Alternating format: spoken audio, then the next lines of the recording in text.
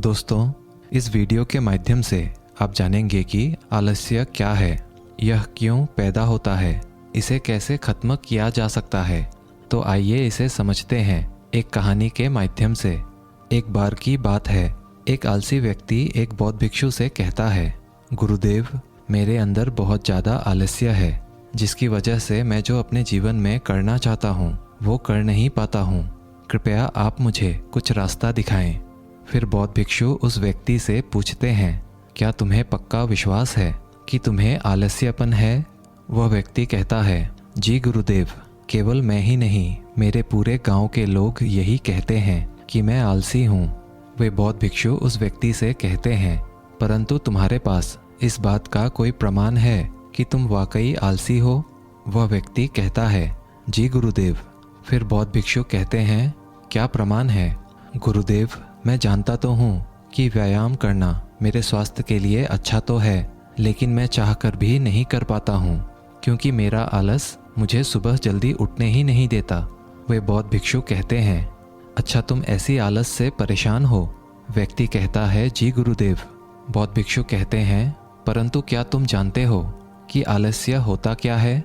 वह व्यक्ति कहता है, मैं ये तो नहीं जानता कि आलस्य का अर्थ क्या है, परंतु ये जो भी है बहुत ही बुरा है। वे बौद्ध भिक्षु कहते हैं कि सबसे पहले तो तुम ये समझो कि जो भी चीज़ें प्राकृतिक रूप से हमारे अंदर हैं उसका कोई ना कोई उपयोग है, वह बुरी या अच्छी नहीं है। आलस्य एक भाव है, एक विचार है जिसे जीवन में जाने अनजाने हम खुद ही पैदा करते हैं। वह व्यक्ति पूछता है, परंतु ये कैसे गुरुदेव?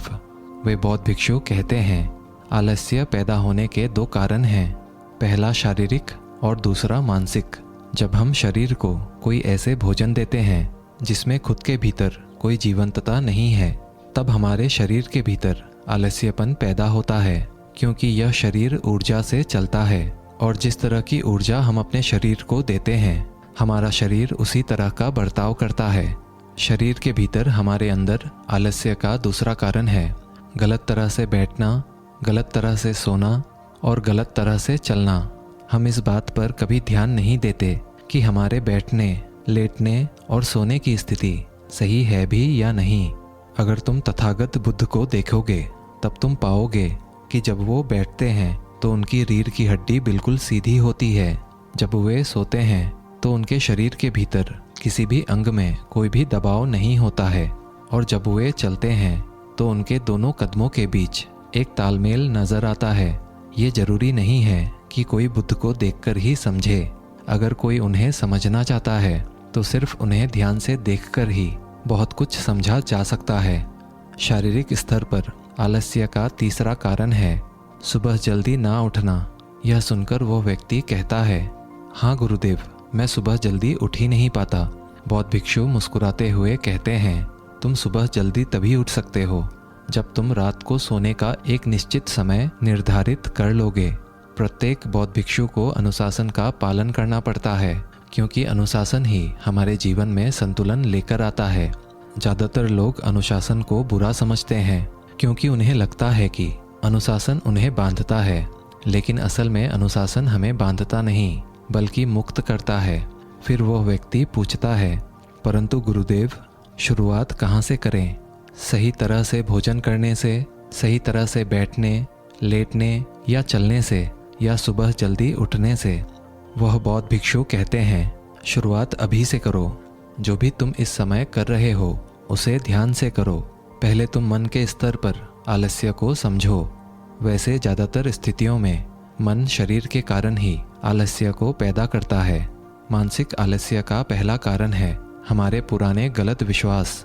हमें लगता है कि हम पिछली बार भी नहीं कर पाए थे, इसलिए इस बार भी हमसे नहीं होगा। हम इस बात को नहीं देखते हैं कि इस बार और पिछली बार में बहुत अंतर है। अब हम मानसिक तौर पर वो नहीं हैं जो पहले थे। अब सब कुछ बदल चुका है। जब हम अपने आप को काबिल नहीं समझते तब आलस्य हमारे ऊपर हावी हो जाता है। दूसरा कारण है छोटी सोच वाले और आलसी लोगों के संगत में रहना। कभी कभी ऐसा होता है कि आलस्य हमारे अंदर नहीं होता, परंतु दूसरे लोगों की संगत से आलस्य हमारे अंदर आ जाता है। वह व्यक्ति कहता है कि जी गुरुदेव, आपकी कही बात एकदम सत्य है। यह बात तो मैंने भी अनुभव किया है। फिर वे बौद्ध भिक्षु कहते हैं, तीसरा कारण है मन का स्पष्ट ना होना। मान लो कि तुम एक वन में खो गए हो और शाम होने वाली है। तुम्हें ये नहीं पता कि तुम्हारा घर किस दिशा में है। तो क्या ऐसी स्थिति में तुम आलसी बनकर लेट जाओगे या फिर अपनी घर की तलाश में निकल पड़ोगे? वो व्यक्ति कहता है, मैं अपने घर की तलाश में निकल पड़ूंगा। तब वे बौद्ध भिक्षु कहते हैं कि अगर खूब प्रयास करने के बाद भी तुम्हें तुम्हारे घर का रास्ता नहीं मिला, तब तुम क्या करोगे?